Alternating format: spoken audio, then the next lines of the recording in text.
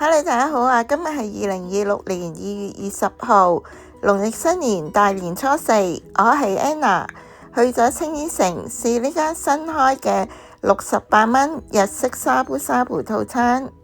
祝大家新年快樂，身體健康！請大家 like、comment、share 同記得 subscribe 我 channel 啊 ！Let's go！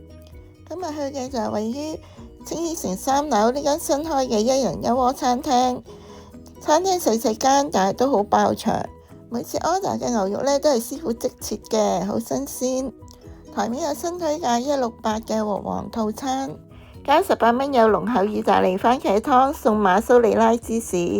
醬油只得4款，有麻辣豉油、胡麻醬同柚子醋，都係用 QR code 落單嘅，用餐時間就90分鐘。今日叫咗佢68蚊嘅牛五花套餐，揀咗呢個君寶出汁淡而無味。牛五花都新鮮嘅，但係好肥，浸配咗野菜、白飯同植物。涼麵芝麻菠菜醬汁好淡，冇乜味，好一般。牛五花肉質就比較肥，但係都切得薄嘅，淥落去滾湯嗰度都好快熟，都好腍滑嘅，但係牛味就唔算太濃。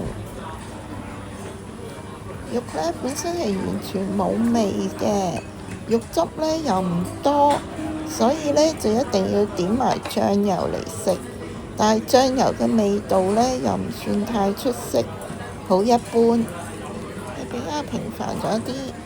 呢個 lettuce 野菜成盒有紅菜頭、冬菇都好爽滑，同埋厚肉，鮮甜嘅。紅菜頭味道都唔錯，幾新鮮，幾甜味。紅蘿蔔君寶同埋粟米增加咗湯嘅甜味。野菜成盒係有娃娃菜、油麥菜同埋生菜，都幾新鮮甜味，係以蔬菜作為終結。日本米嘅白飯都幾軟糯，連埋加一74個8都可以接受。